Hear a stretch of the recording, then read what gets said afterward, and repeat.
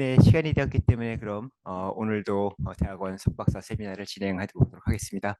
오늘은 그 서울에서 법무부 유촌에서 환경법과 ESG 관련 실무를 담당하고 계신 윤용희 법무부 유촌 파트너 변호사님을 모셨습니다. 윤 변호사님은 제가 이제 미국에 공부하고 있을 때 그때 처음 만나 뵀었는데 10년 전이었어요. 그때도 이미 벌써 유명하신 분이었고 지금은 더 유명해지셨습니다. ESG 관련해서는 아마 한국에서 손꼽히는 그 법무 실무를 강의하시는 분으로 알려져 있고 실무도 잘 하고 계시고 열심히 담당하고 계시고요. 오늘 이 자리에 오셔서 그 ESG 리스크로 인한 기업 환경, 경영 환경 변화와 도전이라는 제목으로 강의해 주실 텐데 꼭 법률 얘기를 많이 해주시겠지만 그 외의 것들도 아마 많이 섞어서 얘기를 해주실 거로 기대를 하고 있습니다. 김 변호사님, 그럼 오늘 좋은 강의 부탁드리겠습니다. 네, 그 소개해 주셔서 감사합니다. 우리 신상민 교수님은 제가 미국에 유학할 때 많이 도움도 받고 의지했던 이제 형님이신데 이렇게 또 좋은 여행에서 불러주셔서 너무 감사드리고 제가 그러니까 오늘 뭐 쭉 1년의 이제 강의인데 오늘은 원래는 ESG와 법 정도의 이제 가제로 저한테 알려주셨고 그래서 저는 어떤 얘기를 해드릴까 이제 고민하다가 어쨌든 ESG를 이제 바라보는 관점이 뭐 여러 맥락이 있을 텐데 뭐 약간 네거티브한 측면에서는 리스크로 바라볼 수 있고 좀 더 포지티브하게 보면 뭐 ESG 프리미엄이라고 표현할 수도 있는데 저는 이제 법조인이다 보니까 ESG 약간 리스크라는 이제 그 개념 하에서 얘기를 많이 하고요. 그러면서 기업들이 최근에 실제로 기업 경영을 할 때 ESG 때문에 ESG 리스크 때문에 어떤 변화를 요구받고 그에 따라서 정말 그 도전에 부응하기 위해서 어떤 움직임들을 하고 있는지에 대한 이야기를 할 텐데 어, 그런 이야기를 드리고 싶었습니다. 드리고 싶었고 이거는 제 이메일 주소 있으니까 질문 있으면 이메일 주시고요. 오늘 잠깐만요. 제가 여기서 하는 게 낫겠다. 그 사실은 제가 얼마 전에 그 ESG를 뭐 하루 종일도 강의도 하고 뭐 이틀 강의도 하고 했었는데 다양한 얘기를 할 수 있겠지만 저는 기본적으로 드리고 싶은 메시지가 보통 이 기업들 대상으로 하는 강의 기본적 내용인데요. 그러니까 기업들이 보통 이제 준법, 그러니까 comply the law, 그러니까 법을 준수한다는 관점에서 업무를 많이 진행하는데 그 이 준법 리스크를 넘어서는 ESG 리스크라는 게 있기 때문에 그걸 식별하고 관리해야 된다라는 메시지를 하나 전하기 때문에 그 내용을 말씀드리고 싶고요. 그 다음에 그러면 이제 윤용희 변호사가 얘기하는 ESG 리스크라는 게 결국은 모든 리스크는 법적으로는 근거 규범이 있어야 되거든요. 그래서 제가 1층, 2층, 3층이라는 좀 비유해 가면서 근거 규범을 좀 말씀을 좀 드려볼 거고 실제로 기업들이 이것들 위해서 어떻게 진행하는지 어떤 실제 사례들 정도를 말씀을 드려보겠습니다. 그래서 전체 1시간 반, 뭐 제가 50분에서 1시간 강의하고 Q&A 세션이 있다고 들었는데 분위기 봐서 좀 열심히 들어주시는 것 같으면 좀 얘기를 많이 하고 그냥 지겨워하신다 그러면 빨리 끊고 또 Q&A를 진행하도록 하겠습니다. 할 얘기가 굉장히 많은데 뭐 최대한 이제 재밌게 이제 좀 해보겠습니다. 먼저 첫 번째 기업들을 만나면 하시는 질문이 뭐 교수님들, 학생들도 마찬가지일 텐데 특히 기업들에서는 제가 기업에 2, 30년 있었는데 ESG 같은 것들 많이 경험했다. 그런 경영 트렌드, 기법들 많이 바람처럼 왔다가 많이 사라졌는데 ESG라고 하고 다를 게 뭐냐, 금방 사라지는 거 아니냐라는 질문들 많이 하세요. 그래서 제가 어떻게 설명드릴까 하다가 ESG라는 것은 기업의 존재 목적이라는 문제와도 맞닿아 있는 뿌리가 깊은 이슈이기 때문에 그게 쉽게 사라질 이슈가 아니다. 좀 잘 들어보셔라 라는 말씀을 드리는데 그 메시지를 한번 전달 드려 볼게요.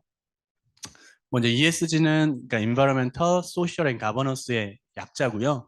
보통은 이렇게 정의합니다.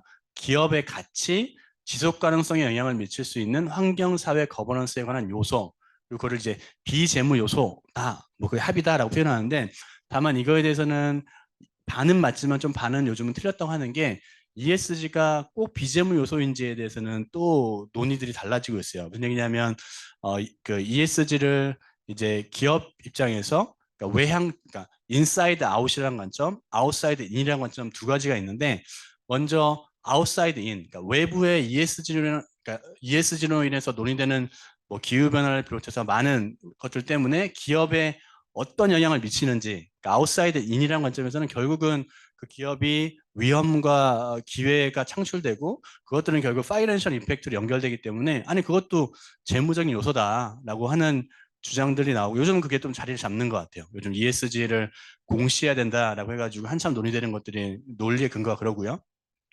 근데 그걸 이제 방향을 바꿔서 기업들의 사업 활동으로 인해서 사람, 환경, 그러니까 아웃, 인사이드 아웃, 밖에 어떤 영향을 미치는지에 대해서 뭐 실사하고 공시해라라는 관점도 있는데 그것은 어떻게 보면 똑같은 ESG지만 그거는 조금 기업의 파이낸셜 임팩트하고 좀 관계가 없는 것 같다. 그건 정말 비재무 요소인 것 같다라는 식으로 해서 그걸 좀 나눠서 보는 분들도 있는데 요즘은 그게 좀 대세인 것 같습니다. 어쨌든 그리고 뭐 ESG를 규제 사이드에서 정부 측면에서 바라보는 개념, 그다음에 투자자 관점에서 바라보는 개념, 이것들을 아우르는 기업 입장에서 ESG라는 것을 기업의 이제 경영 성과로 관리 고려하자 ESG 요소를 기업의 키 퍼포먼스 인덱스 KPI로 관리하자 그 관리를 통해서 지속 가능한 경쟁 우위를 달성하는 기업 경영 방식이다라고 정의하는 이제 교수님들이 많고 뭐 전 동의하는 바입니다. 그래서 뭐 ESG 측면이 여러 측면이 있지만 일단 투자 리스크 평가 문제에서 제일 많이 이야기하는 것 같아요. 이건 일면인데요. 이런 거죠. 결국은 투자자가 안정적으로 수익을 낼 수 있는 기업을 어떻게 선별할 수 있는가의 문제가 ESG의 문제인 것 같다라고 얘기하시는 분도 있고 고개가 끄덕여지는 것 같아요. 그런 면이 있지. 그래서 이제 최근에 이제 기업들이 그 이해관계자, 뭐 투자자든 고객사들로부터 하는 이야기가 뭐냐면 이제는 너희 기업의 가치 또는 지속 가능성을 평가하기 위해서 재무적 수치에 더해서 비재무 수치들, ESG 요소들도 보고 싶으니까 그런 데이터를 만들고 공개하고 설명해 달라라는 목소리들이 많고요. 그에 대해서 기업들이 타임리 대응하지 못하면 기업이 이제 힘들어지는 상황들이 생기는데 그래서 저는 이제 이런 면에서 ESG 경영을 달리 표현하면 그 ESG 요소에 대한 데이터를 만들어서 그에 기반해서 경영하라라는 데이터 기반 경영이다라는 말로도 바꿔 쓰고 싶습니다. 그래서 좀 달리 표현하자면 그 대표이사 또는 경영진 C레벨 입장에서는 과거에는 재무적인 요소들, 그러니까 매출액, 수익률 이런 것들이 중요하고 그런 것들이 보고서로 올려지고 그에 기초해서 의사결정했다면 이제는 과거에는 그냥 감에만 의존했던 이런 ESG 요소들을 데이터를 기반으로 생성하고 평가하고 설명하고 C레벨까지 보고서에 올려줘. 의사결정할 때 이제 필요할 것 같아. 외부 투자자한테 설명을 이제 해야 돼. 의사결정할 때 고려해야 돼. 라고 바뀌었다라고 보시면 좋겠습니다. 아직 충분한 설명이 안 됐을 텐데 계속 말씀을 드려볼게요. 어, 역사적인 배경을 보면 이제 요거는 좀 뒤에 또 말씀드리고 뭐 긴 뭐 여러 가지 이벤트가 있을 텐데 제가 뭐 하나 일단 여기서 강조해 드리고 싶은 말씀은 과거에는 그러니까 서구 사회에서는 ESG라는 용어보다 오히려 sustainability, 그러니까 지속 가능성이라는 말을 많이 쓰는데요. 그 지속 가능성 또는 지속 가능 발전이라는 말들은 90년대부터 쭉 있었고요. 이따가 보면 중요한 이벤트가 2005년도에 ESG라는 용어가 그러니까 글로벌리 처음으로 공식적으로 사용됐다라고 주장을 합니다. 이게 일단 그 제일 유력한 학설인데 그래서 어떤 보고서냐면 유엔이 발간한 Who Cares Wins라는 보고서인데 제가 사실 이 원문을 보지 못했지만 핵심은 이렇다고 합니다. 그러니까 케어하는 사람, 그러니까 주위에 여러 사람들, 이해관계자들을 케어하는 사람이 롱텀으로는 결국 이긴다. 자기만 생각하는 게 아니고 주주만 생각하는 게 아니고 여러 사람들을 다 챙기는 사람이 나중에 이기는 거야. 뭐 이런 관점에서 ESG라는 것들이 용어라는 게 나왔다는 게 나오고요. 그다음에 UN PRI라는 이제 책임 투자 원칙은 뭐 ESG 구성을 최소 제시했다라는 얘기도 하고 여러분들 TCFD라고 들었을 텐데 특히 오늘 이제 그 뭐 탄소 관련해서 탄소 공시, 탄소 가격제 관련해서 뭐 그러니까 Task Force on Climate Related Financial Disclosure 해가지고 그 기후 변화와 관련된 정보들을 공시할 때 따라야 되는 뭐 레코멘데이션인데 이것이 이제 굉장히 잘 만들어졌다. 이 체계가 좋다고 그래가지고 최근에 글로벌에 논의되고 있는 공식 기준 ISSB 또는 유럽에서 이제 공식 기준을 하고 있는 ESRS의 요 기본 이제 그 포맷들이 사용되고 있습니다. 2017년도고요. 그리고 18년, 19년 넘어가면서 블랙락을 중심으로 한 글로벌 자산운용사들이 아까 제가 말씀드렸던 것처럼 이제는 내가 기업을 투자 여부를 결정할 때 ESG도 볼 거야. 정보를 제시해줘. 정책이 있니? 트렌드가 어때? 너희 탄소 중립에 대해서 계획이 있어? 이런 식으로 물어보니까 기업들이 이거 뭐지? 하면서 굉장히 뜨거워졌죠. 그리고 뜨거워졌고 그리고 최근에는 물론 이제 이런 3, 4년이 지나면서 언론에 나오는 ESG의 빈도는 좀 적어졌지만 제가 느끼는 기업들을 만나면서 느끼는 ESG에 대한 그 대응과 그에 대한 어떤 움직임들은 여전히 뜨겁습니다. 그런 부분들 뒤에 말씀을 드려볼게요. 요것은 이제 요 주제에 대해서 이제 말씀을 드리려는 건데 짧게 말씀드리면 과거에는 기업이 왜 존재하는지에 대해서 이제 그러니까 주인 그리고 주주인을 대리한 경영진이 주주 가치를 극대화하는 장치다라는 게 주류적인 관점이었고 이런 이제 그 원칙들이 이런 주주자본주의의 근거가 됐다고 합니다. 그래도 하는데 근데 뭐 잘 아시는 것처럼 이런 주주자본주의를 가지고 기업을 경영했더니 대기업에 대한 반론, 그다음에 자본주의에 대한 반론들이 나와서 뭐 월스트리트에서 이제 뭐 그 월스트리트를 점령하라 뭐 이런 데몬스트레이션도 생기고 그러면서 나왔던 움직임이 주주자본주의가 조금 변경해야 될 것 같아. 그래서 이해관계자 자본주의라는 게 나옵니다. 그러니까 회사의 주인이 주주인 거는 뭐 제일 중요한 이해관계자가 주주인 건 맞겠는데 그 이외에 다양한 이해관계자들이 있다는 거죠. 뭐 지역 사회, 뭐 소비자, 근로자를 포함해서 다양한 이해관계자들이 있다는 거고 그 이해관계자들의 이익을 적정하게 고려하는 게 더 기업의 목적에 맞는 것 같다 이런 목소들이 있었고요. 그래서 사실은 그러면 이제 어떤 이익을 어느 정도 고려할지가 이제 고민일 텐데 그런 각각의 요소들이 ESG다라고 해도 뭐 크게 틀리지도 않습니다. 그래서 이게 뭐 이제 어떻게 보면 이 밑에 있는 책들이 이해관계자 자본주의에 대한 또 ESG의 어떤 근원적인 논리의 기초가 되는 책들이고 한국에 다 이렇게 번역이 되어 있습니다. 공부하실 분들 한번 참고하시면 좋을 것 같고 그래서 여기서 한 가지 말씀드리고 싶은 것은 이제 ESG를 한국 사회에서 조금 비판적으로 바라보는 교수님들 또는 학자들은 그런 얘기를 많이 하세요. 아니, 이거 봐라. 서구 사회에서는 자본주의가 성숙돼서 정말 주주의 이익을 정말 최대한 그 실현하는 방향으로 열심히 해봤더니 이런 자본주의, 주주자본주의의 문제점이 발견되고 그것들을 약간 교정하는 장치로 ESG가 논의됐던 것들인데 대한민국이 언제 주주자본주의를 제대로 해본 적이 있느냐? 어떻게 보면 뭐 재벌도 보면 오너가 재벌의 이해관계에 따라서 운영을 했던 거지 각각 주주라는 관점에서 주주자본주의를 제대로 해본 적도 없는데 이 상황에서 ESG를 가져오면 한국 사회에서는 이게 이상한 변태적인 흐름으로 갈 것이다. 무슨 얘기냐면 한국에 있는 많은 기업들의 이제 주도권을 갖고 있는 오너라는 분들이 기업 경영을 할 때 주주의 이익이 아닌 다른 사람의 이익, 다른 이해관계자의 이익, 더 크게는 자기의 이익을 위해서 의사결정을 하면서 이거는 ESG 경영이에요. 꼭 쇼텀의 주주 이익이 중요한 게 아니고요. 롱텀의 이해관계자 이익이 중요한 거예요. 뭐 이런 식으로 변명거리로 이거를 사용할 수가 있다. 그래서 한국 사회에서는 ESG를 논의하기 전에 오히려 주주자본주의를 제대로 하는 방향으로 하는 게 한국 사회는 더 맞다. 우리는 아직 너무 어리다. 이제 막 걸음마도 못 뗐는데 뛰어가는 거하고 마찬가지다. 뭐 이런 얘기도 하시는데 조금 고개가 끄덕여지는 면은 있습니다. 맞는데 다만 뒤에서 말씀드린 것처럼 뭐 그런 얘기도 맞지만 근데 어떤 현실은 기업 입장에서는 지금 ESG 생태계 내에서 ESG를 제대로 하지 않으면 ESG 경영을 하지 않으면 물건을 팔 수 없고 투자를 받을 수 없는 상황이 됐기 때문에 이거는 뭐 이제 현실의 문제인 거죠. 현실의 문제에서는 해야 되는 상황들이 또 있는 겁니다. 그럼 뒤에서 또 말씀드려 볼게요. 그래서 또 하나 이제 하나 케이스를 가져왔는데 이건 학생들이 이제 좋을까봐 가져왔는데 학생들한테 질문 한번 해볼게요. 사안을 좀 간단하게 표현하면 강원랜드가 주식회사래요. 강원랜드 카지노 할 수 있는 강원랜드.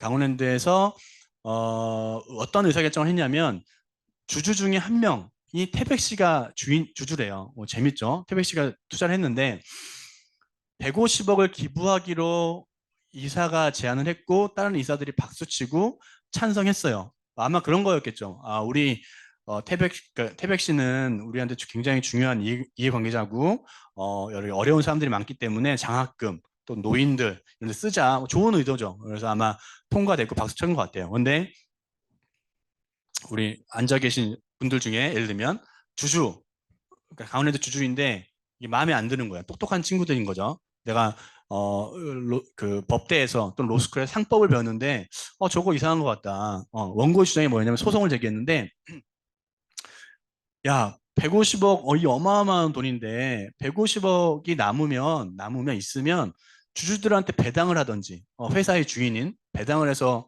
내 주머니를 채워주든지 아니면 강원랜드가 발전할 수 있도록 R&D에 투자하든지 이런 식으로 써야지 왜 어떻게 보면 직접적인 이해관계가 없는 관련성이 없는 태백시 주민들한테 공산주의도 아니고 왜 나눠주냐 사실 나눠주는 거잖아요 어떻게 보면 제기한 거예요 그래서 그런 의사결정한 사람들은 이사들의 회사를 위한 선량한 관리자로서의 주임무를 위반한 거기 때문에 상법상 회사에 대해서 너희들 책임을 져라 니네 돈을 토해내라 라고 한 거예요 굉장히 이제 그 무서운 소송을 한 건데 이에 대해서 이제 원고 사이드의 주장도 이해되죠. 이제 피고, 그러니까 강원랜드 또는 그 이사들 입장에서는 뭐라고 반론을 제기할 수 있을까 반박을 여러 가지 생각이 드시죠. 막 떠오르시죠.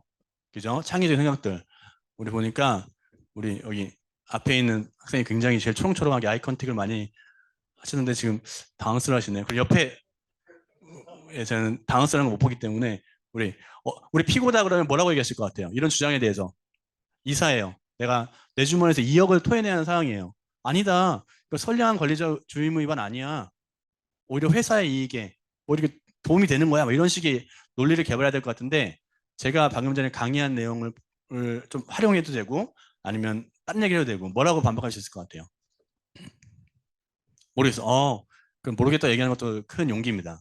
우리 옆에 우리 학생분 어렵나요? 얘기할 것 같다. 그래요. 네. 무슨 얘기를 해도 됩니다. 답은 없어요.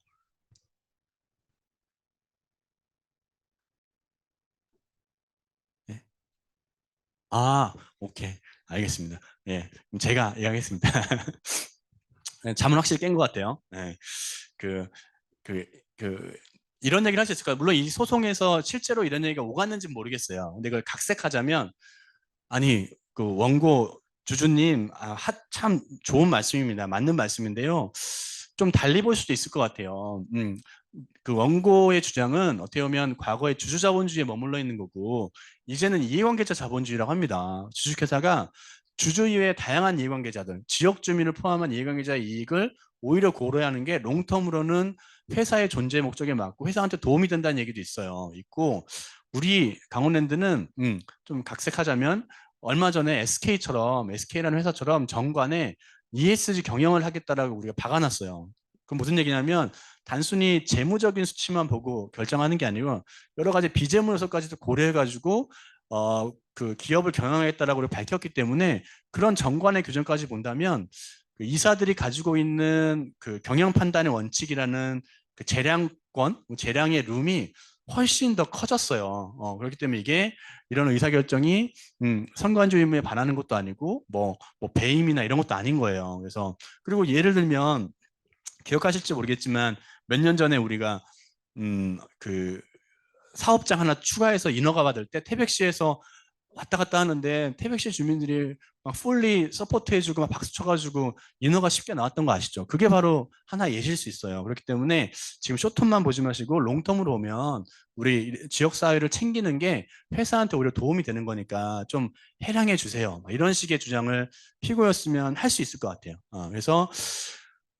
그래서 드리고 싶은 말씀은 ESG 경영이라는 거, 뭐 이해관계 자본주의라는 게 어떤 뭐 달나라 이야기, 형이상학적, 철학적인 이야기가 아니라 실제로 데일리 기업을 운영하는 경영진의 그 경영 판단의 원칙의 크기를 줄이고 좁히고 성관주의 의무 위반이 되고 안 되고를 왔다 갔다 할 만큼 이제는 법조계에 들어와 있는 화두라는 겁니다. 그래서 뭐 많은 로스쿨의 교수님들이 이제 ESG 수업도 막 개설도 하시고, 그래서 로스쿨 보면 회사법, 상법 교수님들도 ESG를 거버넌스 측면에서 많이 다루시고, 또 환경이나 뭐 인권 이런 측면에서 다루기도 하지만, 그래서 이런 게 되고, 누가 이겼을까요? 원고 피고, 이 법리, 원고의 법리와 피고 법리 누가 이겼을 것 같아요? 좀 이따 말씀드릴게요. 누가 이겼습니다. 예.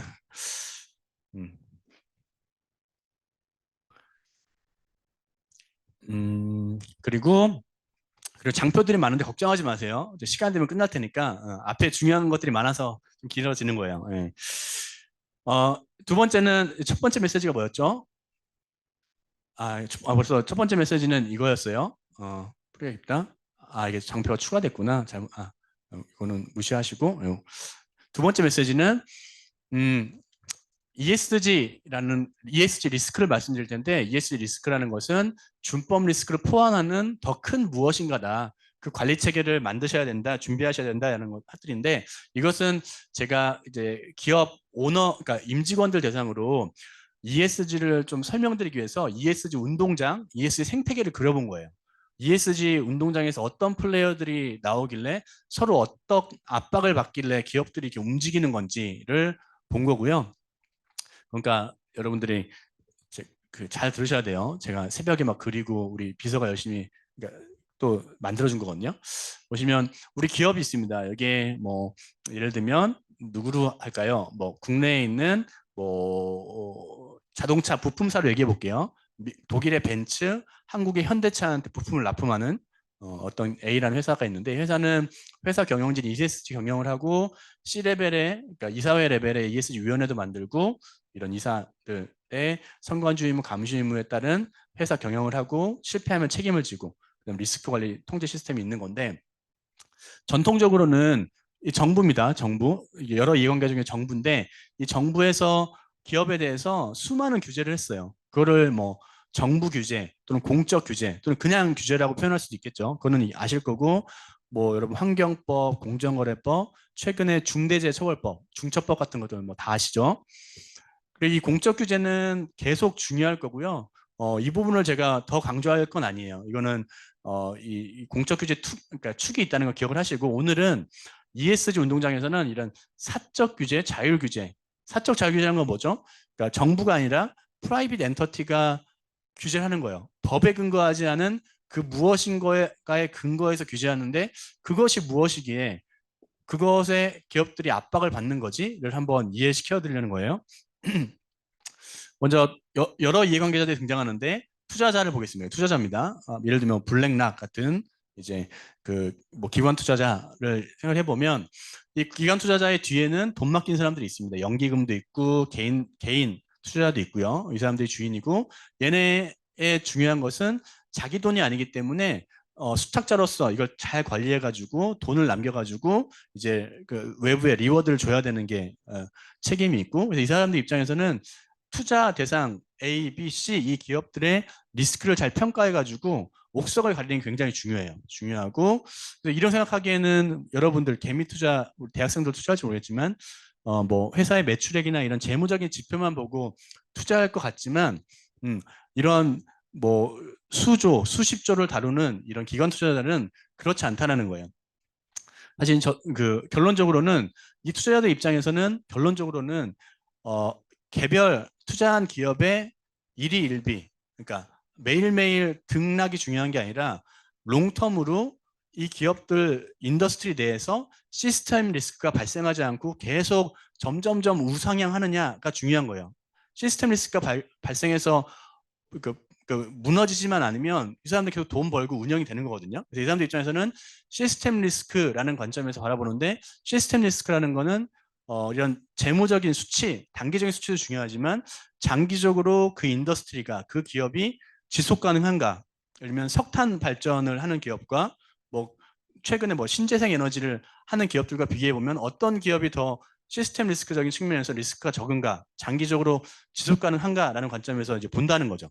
그렇기 때문에 예를 들면 우리는 이제 ESG, 그러니까 비재무 정보도 보고 싶으니까 정책이나 성과에 대해서 알려줘. 니네 탄소 중립 계획 있니? 그다음에 우리 그 ESG 정보를 공시할 법적 의무가 한국에는 없는 걸 알고 있는데 그래도 글로벌 공시 기준에 따라서 공시를 해줘. 그래야 우리가 깜깜이 투자가 아니라 알고 투자할 거 아니야. 뭐 이런 얘기를 이제 투자자 사이트에서 나온다는 거예요. 나오고 있고 그리고 또 하나가 중요한 것이 뭐 여러 이해관계자들이 있는데 해외에 있는 고객사를 예를 들면 벤츠를 예를 들어 볼게요. 그 뒤에 이제 그 독일에 있는 관련된 법도 말씀드릴 텐데 이제 왜 벤츠가 그런 행동을 하는지 한국에 있는 이제 회사한테 이런 얘기를 합니다. 어, 그 유럽에 그 뭐 그 CSDDD 또는 뭐 독일의 공급망 실사법 이런 것들이 결국 뭐냐면 그러니까 기업과 인권에 대한 법 또는 기업 인권 실사법 또는 공급망 실사법이라고 얘기하는데 핵심은 뭐냐면 유럽에 있는 대기업 또는 유럽에 상당한 수출을 하는 넌 EU 한국 같은 기업도 마찬가지 삼성전자 같은 기업도 마찬가지일 텐데 그런 외국 그 기업들은 이제는 자기 회사 그다음에 자회사 그다음에 공급망 협력사 같은 이런 공급망들의 사업 활동을 인해서 그러니까 아까 제가 인사이드 아웃이라고 표현했던 사람과 환경에 어떤 영향이 있는지를 그 리스크를 실사, 듀 딜리전스 하고 문제가 예상되면 예방하고 문제가 발견되면 시정하고 그런 조치들을 하라는 거고요. 그리고 문제가 있는 협력사하고는 거래를 중단하라는 얘기까지 하고 있는 상황이에요. 그게 이제 그 독일에 있는 독일의 공무원 실사법을 비롯한 유럽에 있는 법제인데 그러니까 요는 뭐냐면 벤츠 입장에서는 이제 과거의 법제에서는 사실은 자기 책임의 원칙이기 때문에 벤츠의 리스크가만 관리만 하면 됐던 거예요. 그런데 벤츠의 자회사, 그다음에 공급망, 한국에 있는 1차 협력사의 리스크까지도 관리하지 않으면 한국에 있는 그 협력사의 리스크가 나의 리스크로 전이되는 오염되는 상황이 되기 때문에 그거를 절연하고 싶은 욕심이 생길 거고 절연하기 위해서는 결국은 이런 걸 하는 거죠. 그래서 내가 유럽의 법에 따르면 우리 서플라이 체인에 있기 위해서는 지켜야 되는 코드 오브 컨덕 행동 강령이라는 걸 만들었어. 그러니까 이거 너희들 10페이지짜리 잘 읽어보고 지키겠다고 해. 거기 뭐 아동 노동 쓰지 않겠다부터 쭉 있습니다. 그 체크리스트도 매년 보내가지고 매년 너희들 그 체크하고 우리한테 보내줘. 그럼 우리가 읽어보고 문제 없으면 넘어갈 거고 문제 있다 그러면 한국에 있는 율촌이라는 로펌한테 요청해가지고 니네 회사를 현장 실사할 거야. 그것도 다 동의한다고 사인해. 이렇게 한다는 거예요. 과거에는 없었던 새로운 이제 사적 규제, 자율 규제라는 거죠. 그래서 사실은 이제 이 한국 그 기업들 입장에서는 굉장히 좀 난감한 거죠. 난감합니다. 그러니까 과거에는 이제 가격과 품질만 좋았으면 충분히 돈을 벌 수 있는 사회였는데 이제는 가격과 품질이 좋음에도 불구하고 내가 ESG 리스크가 있다면 또는 내가 ESG 리스크가 없다고 이야기할 수 있는 데이터가 없다면 CO2 배출량이라든지 이런 데이터가 없다면 이제 거래 관계에서 단절되는 상황이 발생한다는 거죠. 뭐 대표적으로 애플 같은 경우도 있죠. 애플도 뭐라고 하냐면 RE100 들어보셨죠? 그러니까 Renewable Electricity 100%로 가겠다라고 선언하지 않는 기업하고는 이제 거래하지 않을 거야. 아무리 좋은 기업이어도 그러면 사실은 이제 기업들이 이제 RE100을 선언해야만이 그 애플이 만들어 놓은 그 거대 그 유니버스 안에서 돈을 벌 수 있는 상황이 된 거죠. 어떤 현상을 계속 말씀드립니다. 그리고 소비자 단체도 중요합니다. 요즘은 굉장히 똑똑한 친구들 소비자 단체 많이 가서 심지어는 뭐 변호사들도 많이 있고요. 그래서 예를 들면 제가 느꼈던, 그러니까 실제 경험했던 것 중에 하나가 한국에 있는 플라스틱을 많이 쓰는 상위 10개 업체한테 공문을 보내요. 시민단체에서. 야, 니네 플라스틱 많이 쓰던데 꼭 답변할 필요는 없어. 근데 답변하는 게 좋을 거야. 우리가 보도자료도 낼 거거든. 그러면서 너희들 1년에 플라스틱을 얼마나 그 배출하는지, 그 플라스틱 중에 얼마나 재활용하는지, 그 플라스틱 원료 중에 재생 원료를 사용해서 만든 플라스틱은 얼마인지, 향후에 유럽에서 논의되고 있는 탈플라스틱으로 갈 생각은 없는지, 있다 그러면 그 타임라인은 어떠한지, 이런 계획은 있는지, 그 계획에 따라서 너희들 비즈니스 모델에 어떤 임팩트가 있다고 너희들이 분석하고 있는지, 뭐 이런 것들을 질문하고 몇 년 전부터 계속 질문하고 있어요. 처음에는 기업들이 콧방귀도 안 꼈겠죠. 뭐야 얘네 뭐 법적 근거도 없이 이런 걸 왜 요청해? 뭐 대답하지 마 이랬겠죠. 그런데 점점 이제 그 깨지는 거죠. 어떤 기업이 대답하면서 대답한 기업은 뭐 또 이제 잘하는 것으로 또 어떻게 보면 ESG 프리미엄이 얻게 되고, 얘기하자는 기업은 쟤네 뭔가 문제가 있어 얘기 안 하나? 이런 식으로 또 공격받고, 또 이제 그 시민단체에서는 ABC 기업은 3년째 얘기는 안 하고 있어요. 막 이렇게 나오면 이제 또 이제 투자자들이 왜 너희는 다른 기업들은 얘기하는데 얘기 안 하는 거야? 우리도 관심 생긴다. 좀 얘기 좀 해줄래? 뭐 이런 식으로 가는 거예요.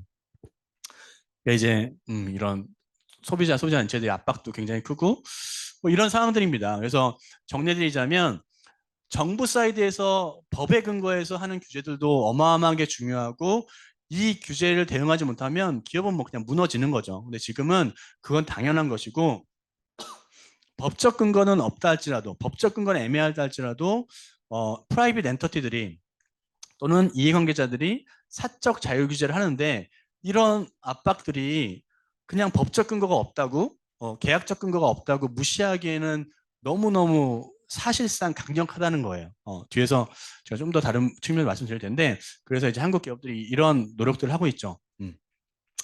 뭐 예를 들면 뭐 제가 말씀드렸던 규제 동향 리스크 분석 파악하고, 공시 기준이라는 게 있다던데, 나를 평가하는 평가사들이 있다는데 그 기준이 뭐야? 그것들 분석 비교하고 그 점수를 올리게 노력을 하고, 그래서 이런 관리 체계, 그다음에 정보 공시 체계, 조직을 만드는 노력들을 하고, 그걸 통해서 이것들을 달성하겠다는 얘기도 합니다.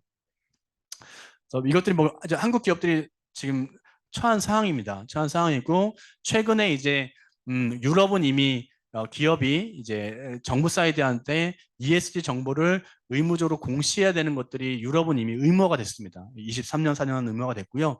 한국 기업들도 유럽에 상당한 수출하는 기업들은 26년, 뭐 29년 이때부터 해야 되기 때문에 지금 막 열심히 하고 있는데, 한국은 아직 이제 자율공시입니다. 지금 자율공시고, 현재는 한 150개 국가만, 기업만 자발적으로 공시를 하고 있는데 이것도 의무 공시하도록 지금 법이 준비를 하고 있고, 아마 27년 정도부터는 대한민국도 이제 ESG 정보를 의무적으로 기업들에게 공시하도록 하는 분위기로 그 만들어 갈 것으로 예상이 됩니다.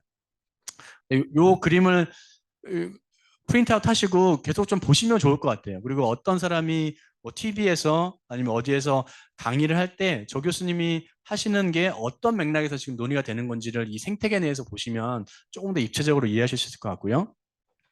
그래서 이 그림만 보고 하셔도 여러분들 50점은 얻고 가시는 거고, 다음은 이 그림도 간단하지만 뭐 저의 역작입니다.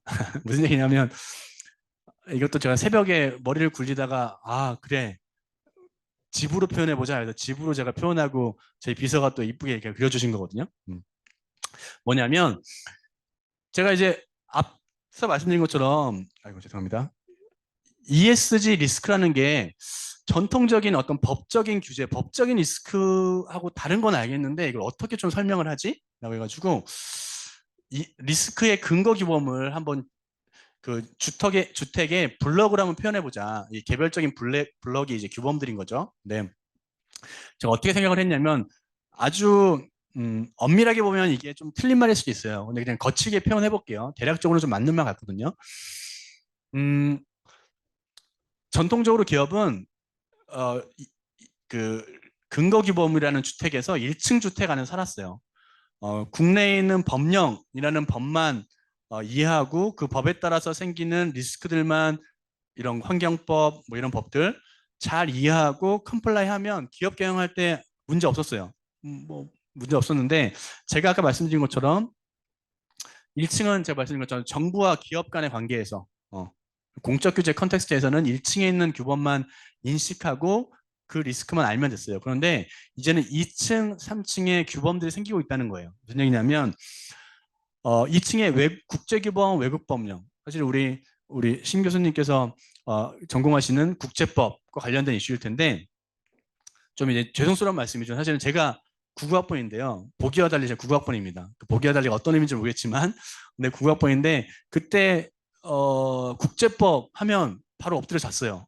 저 시험에도 잘 안 나오고 사법시험도 잘 안 나오고 뭐 기업들한테서 별로 영향도 없는 법인데 뭐 어때? 그런데 시대가 바뀌었다는 거예요. 아까 제가 말씀드렸지만 저기서 보여드리는 여러 가지 국제 규범들, 심지어는 국내에서가 아니라 외국에서 이런 만들어진 법령들이 한국 기업들한테 압박이 되고 있다는 거예요.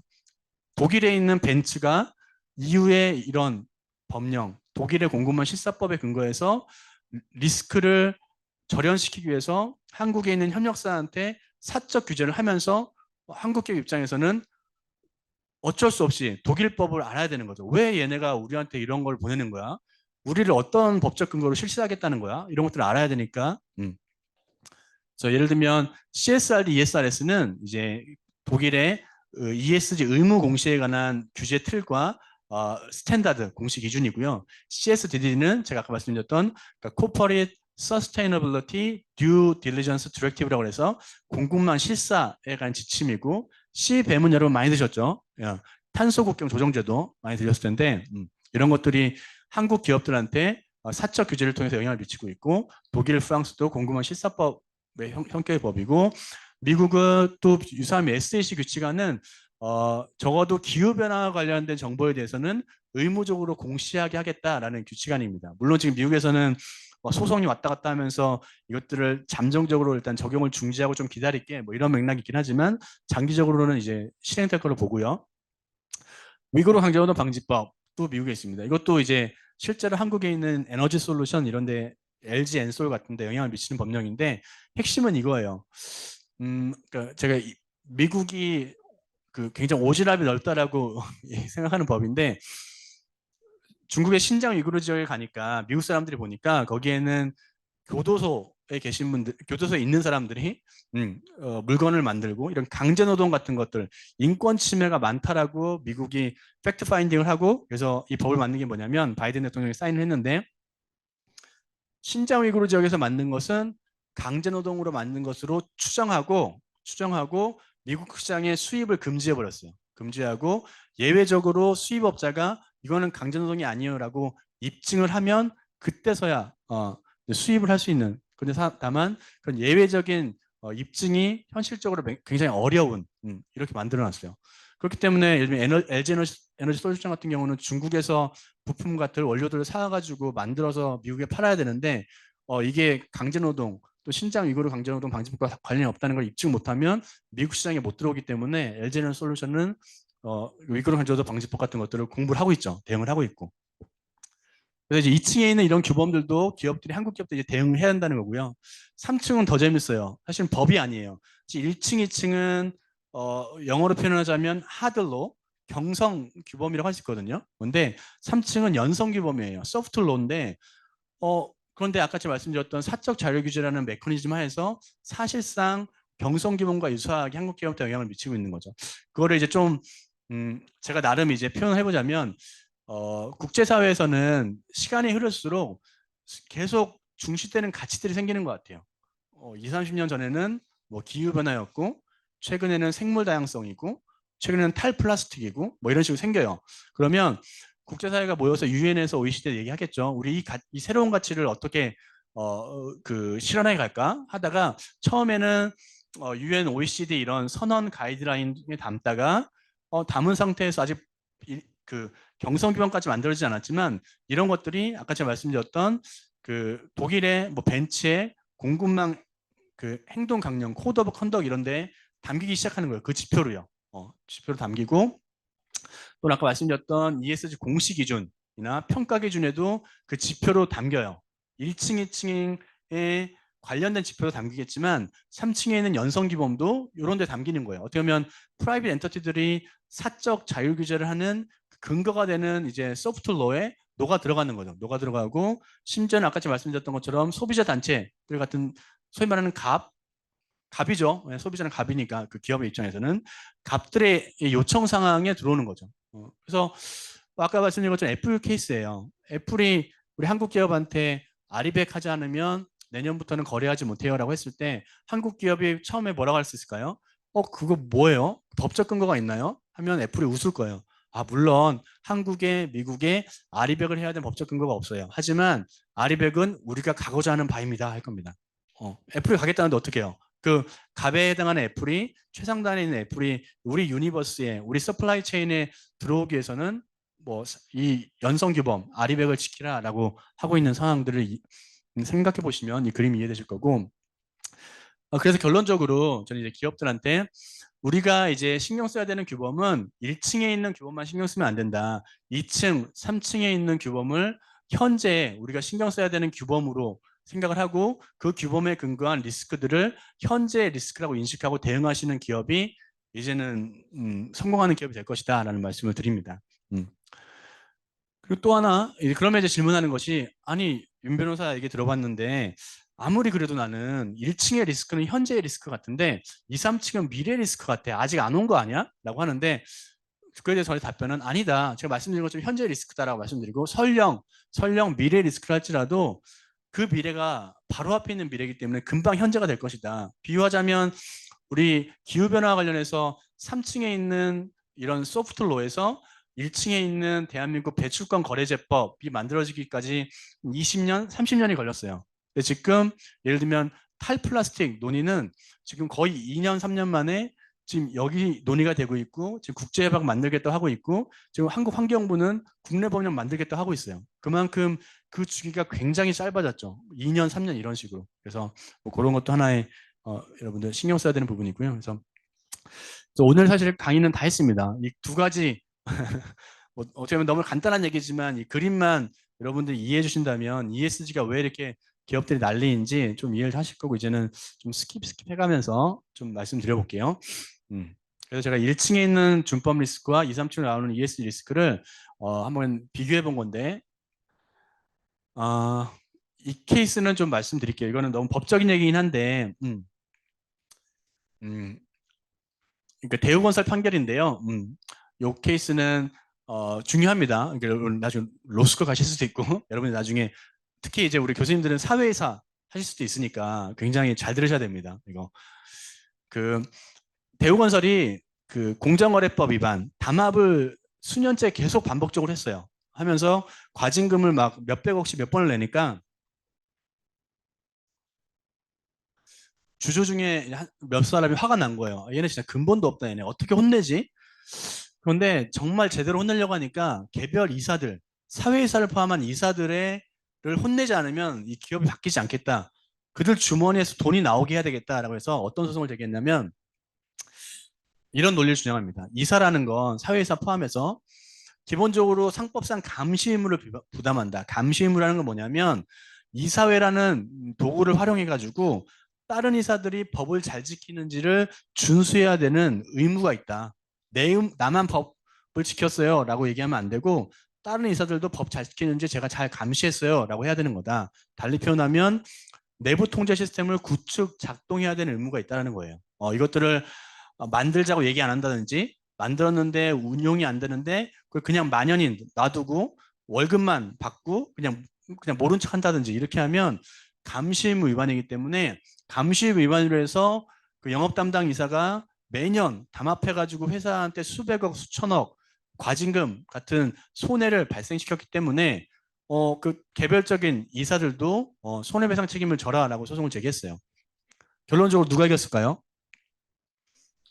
대법원까지 왔다 갔다 했는데 굉장한 치열한 논의가 있었는데 대법원에서 원고 말 맞다.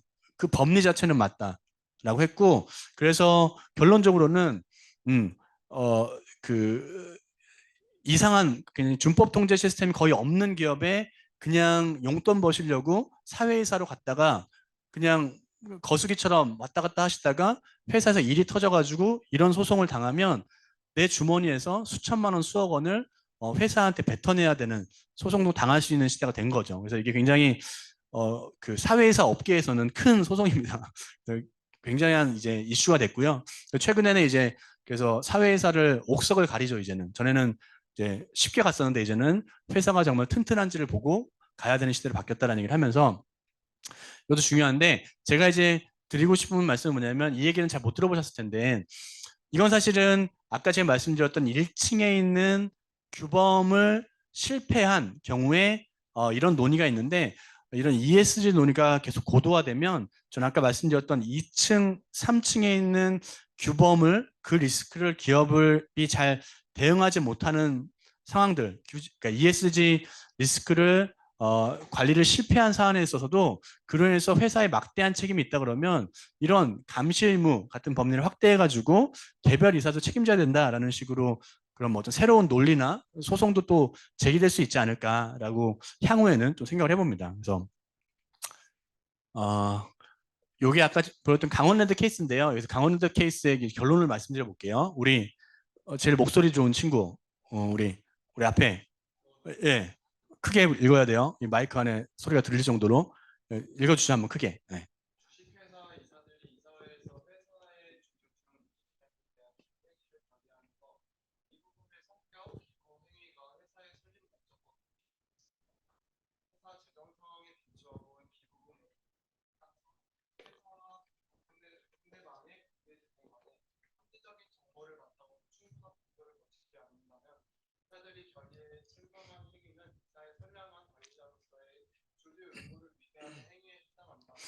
네, 감사합니다.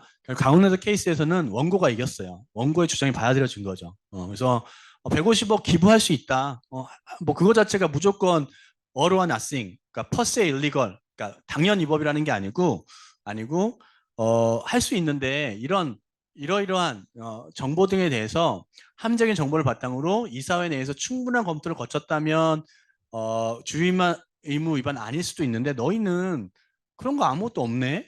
그래서 아마도 추측하기로는 누군가가 이제 힘 세신 분이 그렇게 하자라고 하니까 그냥 좋습니다, 좋습니다 하고 넘어갔던 것 같아요. 그래서 그렇게 했기 때문에 법 위반이고 개별 이사들 책임을 지는 케이스입니다. 그래서 요 대우건설 판결하고는 딱 레벨이 같은 케이스는 아니지만 그래서 같이 참고하시면 좋을 거라서 가져다 왔고 정리하자면 적어도 이 두 케이스에서 보자면 ESG 경영이라는 측면, ESG 리스크 관리라는 측면에서는 이런 걸 해야 된다. 시스템적으로 회사 내부적으로 그다음에 내부 통제 시스템 구축 작동 감시물을 잘 해야 된다.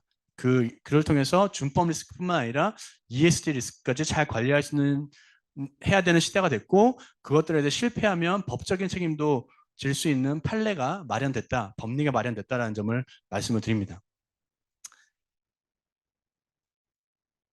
이제 제가 아까 말씀드렸던 1층, 2층, 3층의 규범들을 이제 가볍게 보면서 어떤 것들이 있는지 말씀드려 볼게요.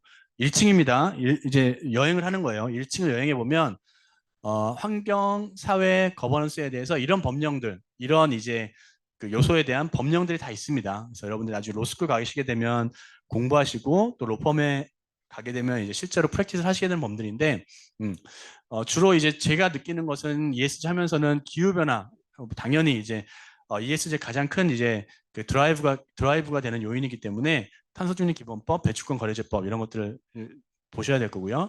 요즘 또한 서큘러 이코노미, 그러니까 자원순환이 굉장히 중요하죠. 그래서 이미 이런 법들이 들어와 있고, 그다음에 최근 생물 다양성도 굉장히 중요해지고 있습니다. 그래서 이미 법적으로 1층에 이런 규범들이 다 만들어져 있습니다. 사회 분야에서는 경쟁 보호, 공정 경쟁이라는 측면에서 법들이 있고요. 그다음에 제품 안전 소비자 안전, 근로자 인권. 근로자 인권에서는 아까 제가 강조해서 말씀드렸던 유럽의 공급망 실사법 이런 것들이 좀 많이 연관성이 있는 법들일 텐데 1층에 있는 법들입니다. 그다음에 지배구조. 지배구조 관련해서는 결국은 그러니까 투명한 이사회 경영 뭐 이런 식으로 많이 표현하는데 뭐 이런 내용들이 있고요. 이것은 그러니까 취지만 말씀드리면 1층에 있는 아까 3층이 2층으로 내려오고 2층이 1층으로 내려온다 말씀드렸는데 결국은 2층에서 1층으로 내려올 수 있는 또는 내려오고 있는 경성 규범들 예로 들어가 봅니다. 유럽에는 이미 ESG라는 맥락에서 이런 그러니까 법령이나 제도들이 들어오고 있거든요. 이것들이 한국은 이미 빠르게 또 패스트 팔로워로 그것들을 받아들이고 있습니다. 뭐 여러분 텍소노미 들으셨죠? EU 텍소노미 레귤레이션도 들어왔고요. 그다음에 그린 본드 스탠다드도 들어왔고 그다음에 아까 말씀드렸던 유럽은 이미 공시 제도가 의무 공시로 됐는데 한국은 현재 자율 공시지만 의무 공시화 하겠다라는 계획들을 밝혔고요.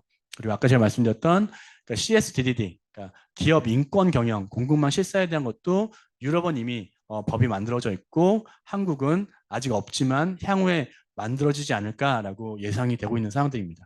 이것들이 이제 만들어지면 다 1층에 있는 블럭들로 규범들로 채워질 것입니다.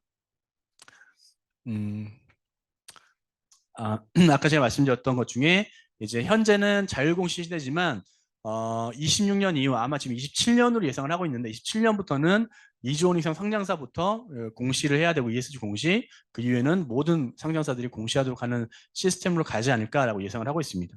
현재 이 공시 기준에 대해서 회계기준이 만든 KSSB에 대해서 지금 8월까지 그 의견 조회를 하고 있죠. 2층입니다. 2층으로 올라가 볼게요. 그래서 국제규범으로 보면은 이제 제가 이제 학부 시절에 받고 지금도 너무나 중요한 이제 영역별 수많은 이제 국제규범들 뭐 조약들이 있습니다. 그래서 뭐 쭉 보시면 좋을 거 이런 것들이 어떻게 보면 전에도 있었지만 지금은 조금 더 살아있는 규범, 살아있는 법으로 ESG 생태계에서 작용하고 있다라는 점 말씀을 드리고요. 그다음에 이것은 이제 외국 법령들인데 뭐 일부만 가져온 겁니다. EU 논의들은 제가 쭉 말씀드렸던 그런 규범들이고 미국에 있는 이런 규범, 독일의 공무원 실사법 포함해서 전 세계적으로 ESG 맥락에서 많은 이제 법령들이 만들어지고 있는데 이것들이 외국법이기 때문에 옛날에는 그냥 참고만 했는데 이제는 아까 말씀드렸던 사적 자율 규제라는 메커니즘 하에서 한국 기업들이 국내법만큼 신경 써야 되는 규범들로 되고 있다라는 점 말씀을 드리고요. 이게 아까 말씀드렸던 이제 그 2층에 있는 규범 중에 EU CSDDD 독일의 공무원 실사법에 따르면 아까 말씀드린 그겁니다. 어떻게 보면 그 조금 굉장히 어떤 사회주의적인 법이라고 할 수 있을 것 같아요. 원래는 우리 그 전통적인 이제 그 자본주의에서는 자기 책임이 원칙이거든요. 각 엔터티가 자기의 그 관할 안에 있는 것들만 관리하면 되는 거지.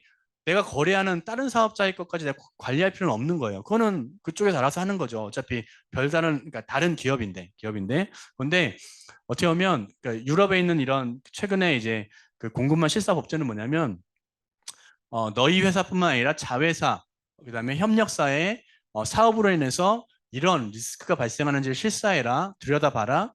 그리고 그런 실사 정책을 너희들이 갖고 통합해라라는 거고 그런 위험들이 발생하면 평가하고 완화하고 개선해라. 그리고 매년 그런 실사 정보를 공개해라라는 거고 이런 것들을 하지 않으면 과징금도 부담할 수 있고 정보 조달에 제한도 된다라는 겁니다. 그래서 뭐 이게 굉장히 처음에는 굉장히 위헌적인 거 아니야? 말이 안 되는 거냐? 아니야? 했는데 어제 유럽에서는 법이 만들어지고 실행이 되고 있으니까 유럽에 수출하고 싶은 한국 기업 입장에서는 울며 겨자 먹기로 저 법령을 이해하고 저 법령의 기초에서 나한테 갑에 해당하는 고객사가 요구하는 그 목소리를 정확히 이해하기 위해서 이 공부를 하고 있는 거죠.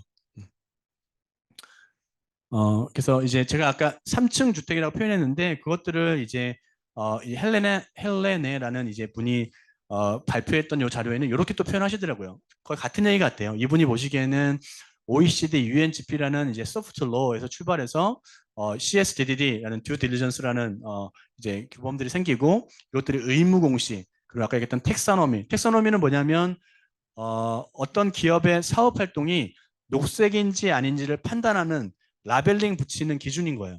녹색이면 어떻게 됐냐?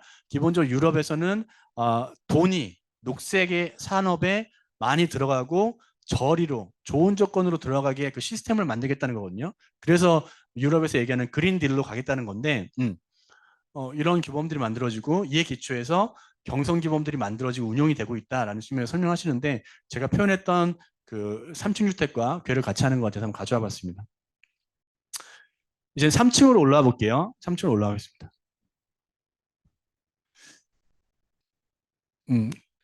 집중하고 계시죠? 네, 거의 끝났습니다. 너무 째려보지 마시고요. 3층에 이제 아까 제가 말씀드렸죠. 연성규범 소프트로인데 그럼 소프트로가 어떤 거냐? 고객사 행동 강령, 뭐 그다음에 평가 지표들, 에코바디스 같은 것들, 정보 공개 표준, 공시 표준, 사스비, 뭐 ISSB 이런 것들 그 지표에 기반해서 회사의 리스크를 식별해야 된다. 이런 것들이 이제 연성 규범이라는 거죠. 대표적으로 하나 가져와 봤는데 고객사 행동 강령은 뭐냐면 행동 강령에서 많이 의존하는 이제 RBA라는 얼라이언스의 이제 그 지표를 가져왔어요. 이건 뭐냐면 Responsible Business Alliance라는 그 기업들의 단체인데요. 뭐 한국에 뭐 대기업들이 많이 속해 있습니다. 그러니까 우리가 비즈니스를 그냥 돈만 벌려고 하지 말고 그러니까 책임 있게 하자. 책임 있는 기업 활동을 하자라고 그래서 모여 있는 거고 이 기업의 이 모임의 얼라이언스에 들어가려면 어려워요. 이것들을 다 지키겠다고 준수를 해야 되고, 이것들이 정말 괜찮은 기업인지, 그 멤버십을 주기 전에 뭐 진단 비슷하게 검사도 받아야 될 만큼 쉽지 않은 이제 얼라이언스인데, 얘네 이런 얼라이언스에 나오는 이런 수많은 그 지표들이 자기네가 그냥 좋은 말 대잔치처럼 막 적어놓은 것이 아니라 다 족보가 있습니다. 아까 우리가 제가 봤던 보통 2층에 있었던 이제 규범들인데요. 이런 국제 협약이나 국제 규범에 보통 근거해서 뭐 노동 같은 경우는 뭐 강제 노동을 금지하고 뭐 아니면 그 어린이 노동 이런 건 안 되고 뭐 이런 것들 쭉 있는 거죠. 그래서 주요 가입사 뭐 이런 회사들이 가입을 하고 있다라는 거죠. 그래서 이런 게 가입했다는 게 너희들 좀 근본이 있구나. ESG 경영에 적어도 잘하고 있구나라는 하나의 징표도 될 수 있을 것이고 기업들 입장에서는 또 이제 평가 지표 중에 전 세계적으로 이런 평가사들이 한 100개 정도 있다고 합니다. 그 리딩 평가사들이 국내에도 한 4개니까 있고요. 있는데 뭐 핵심은 평가 방법론, 뭐 평가 절차 이런 것들에 대해서 어떤 그 그러니까 법이 있는 게 아니에요. 여러분들도 머리만 깨어 있으면 바로 졸업하셔가지고 평가사 만들어가지고 기업들 평가하고 언론에 보도해서 레이팅 공표하고 그걸로 해서 비즈니스 모델을 만들 수 있어요. 장사가 될지 모르지만 근데 결국 뭐냐면 그런 평가사들이 그 경쟁을 하는 거예요. 자기네의 평가 지표나 방법론이 합리적입니다. 객관적입니다. 그래서 그 지표가 많이 인용이 되고 이해관계자들이 사용을 하면 그 회사는 이제 돈을 버는 거죠. 어떤 그런 맥락인데 이런 평가사들에 있는 평가 지표도 자기네가 아무거나 집어넣는 게 아니고 아까 말씀드렸던 1층, 2층, 3층에 있는 규범들에 근거해서 평가 지표를 만든다라는 말씀을 드려보고요. 그래서 에코바디스라는 이제 그 공급망을 평가하는 평가사의 이제 지표인데요. 그 지표를 정리해 놓은 건데 아까 제가 벤츠 사례를 말씀드렸는데 벤츠가 어떻게 하냐면 전 세계에 있는 수천 개 협력사들을 다 관리하기가 너무 힘들잖아요. 그러니까 어떻게 하냐면 너희들 아까 말씀드린 것처럼 코드 오브 컨덕 지켜, 체크리스트 잘 지켜라고 하면서 그것들을 실사를 받고 싶지 않으면 에코바디스라는 단체가 있거든. 여기에 가입해가지고 70점 이상을 받아와. 실버 등급 받아오면 그 현장 실사 면제해 줄게. 뭐 이런 식의 또 이제 그 메커니즘이 있어서 에코바디스가 이제 장사가 되는 거죠. 이것은 이제 정보공개 표준 중에 사스비라는 이제 그러니까 스탠다드에서 현대차를 그려본 겁니다. 그러면 이 사스비에서는 현대차가 뭐 이런 볼드 처리된 부분들에 있어서는 조금 더 우리가 이 회사한테 관심을 갖고 공시하도록 기대하고 있다, 압박하겠다, 뭐 이런 메시지로 읽힐 수 있을 것이고요. 어, 다 얘기했고요. 지금 3분, 1시간을 채우는데 3분 나와서 3분만 더 쓰겠습니다. 그럼 질문 받고 질문 없으면 강의 더 하겠습니다. 네. 이제 그러면 이제 실제로 기업들이 뭘 하고 있는지 아주 그냥 낮은 수준이지만 그냥 학생들도 계시니까 그래도 참고하시라고. 뭐 예를 들면 화학 산업을 가져와 봤어요. 롯데케미칼 같은 경우는 저희가 이제 컨설팅도 했던 기업인데 기후 변화 대응 관련해서 이해관계자들의 요구가 너무나 많아가지고 50년까지 탄소 중립을 하겠대요. 그래서 30년까지 25% CO2를 줄이면서 오히려 성장을 하겠대요. 뭐 디커플링이죠. 오히려 CO2는 줄이면 성장하겠다. 그다음에 아리백도 우리 가입할게. 제발 서플라이 체인에 끼워줘. 뭐 이런 얘기들. 그다음에 순환 경제라는 측면에서 폐기물 저감할 거야. 플라스틱도 재활용 가능한 플라스틱을 생산할 거야. 뭐 이런 것들 밝히고 있고요. 그다음에 뭐 자회사 공급망 ESG 리스크를 관리를 하겠다. 왜냐하면 유럽에 있는 고객사로부터 계속 압박을 받기 때문에 본인들이 ESG 리스크 없다라는 것을 적극적으로 증명하지 않으면 안 되는 상황. 그리고 또 하나 자기만 리스크 없다고 문제되는 것이 아니라 자기에 있는 업스트림, 다운스트림에 있는 협력사들도 우린 좋은 애들하고 같이 하고 있어요. 문제 있는 협력사는 우리 공급망이 없어요라는 걸 입증해야 되기 때문에 자기의 이제 협력사를 관리하기 위한 노력들도 하고 있다는 것이고요. 현대 오일뱅크 같은 경우는 뭐 롯데 웰푸드가 뭐 폐식용유 같은 것들 옛날에는 사업장 폐기물로 버렸을 텐데 이제는 원료유로 공급을 하고 현대 오일뱅크는 바이오 디젤 생산을 해서 롯데그룹에 판매하고 있다. 이것도 사실은 ESG 맥락에서 하나의 ESG 프리미엄을 달성하는 하나의 이제 비즈니스 모델을 변경한 이제 그 사례가 될 수 있을 것이고요. 참고해 주시고. 그래서 롯데케미칼 사이트 들어가면 롯데케미칼이 꽤 이제 잘하고 있는 기업이기 때문에 제가 가져와 본 건데 홈페이지 들어가보면 뭐 국문에 있지만 영문으로 이렇게 다 얘기를 하고 있습니다. 자기네가 23년까지 그린 프라미스 하겠다 해서 넷제로부터 해가지고 서큘레이션 이코노미, 뭐 그린 이노베이션 해가지고 제가 방금 전에 말씀드렸던 이런 전략들을 다 발표하고 있고 왜 이런 것들을 굳이 발표하느냐 홈페이지 만들기 어려울 텐데 아까 말씀드렸던 투자자들이 너희들 이런 전략 있어? 뭐 ESG 경영 전략은 뭐야? 체계는 뭐야? 라고 계속 질문하기 때문에 이런 것들에 대해서 영문, 국문으로 딱 멋있게 만들어서 발표하지 않으면 그 투자자가 대응이 안 되는 거예요. 그리고 아까 말씀드린 ESG 평가할 때도 평가사들이 이런 정보를 공개하고 있는지도 중요하기 때문에 공개를 계속 하는 거죠. 그래서 이제 한국 그 기업들이 이제 로펌이나 컨설팅 펌에 여러분 나중에 이제 로펌이나 컨설팅 펌에 취직할 수도 있고 기업에 취직할 수도 있을 텐데 이런 맥락에서 이제 뭐 한번 읽어보세요. 이렇게 하기 위해서 도입하고 대응을 한다는 겁니다. 최근에. 그래서 출발로는 이게 그 고도화가 되는 건데요. 처음에는 ESG 경영 체계 정도 도입을 합니다. 그래서 조직도 만들고 공시 방향 도출하고 뭐 거버넌스 하고 ESG 평가 점수를 높이기 위해서 단기적인 대응을 하는 게 초등학생적인 대응이라면 이제 중학생 정도 되면은 이런 글로벌 규제 또는 갑의 요구 사항에 부합하는 정책 표준 정비하고 아까 말씀드렸던 이런 2층, 3층에 있는 규범들 정리하고 우리 갑이 요구하는 것들을 다 분석하고 이것들에 대해서 우리 사업에는 어떤 비즈니스 모델에 영향이 있지? 우리 파이낸셜 임팩트는 어떠하지? 그리고 이것들을 그러면 그러니까 플러스 방향으로 대응하기 위해서는 어떤 로드맵이 필요해? 우리 기후변화에 대해서 점점 우리 비즈니스 모델에 따라서 시나리오 분석하면 어떻게 돼? 이런 것들 하고 우리 내부 탄소 가격제 만들어야 될 텐데 어떻게 잘 하고 있나? 뭐 이런 얘기들.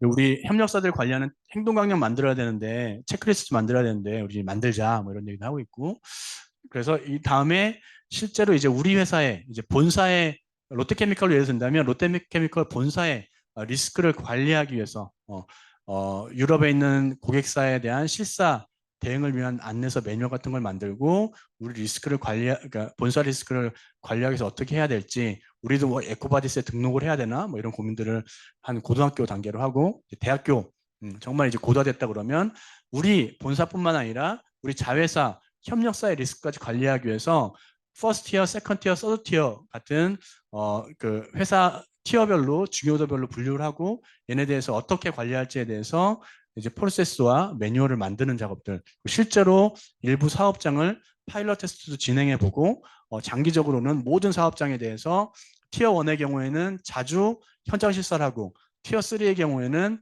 가끔씩 서면 실사를 하고 이런 식으로 좀 차별화하는 전략까지도 가고 있습니다. 네. 네, 제가 일단 드리고 싶은 말씀은 드렸고요. 여러분들 그 시간이 한 뭐 2, 30분, 짧게는 10분 뭐 남은 것 같은데 질문 있으시면 손 들어주시면 그 마이크 드리고 질문해 주시면 답변 성심껏 드리도록 하겠습니다.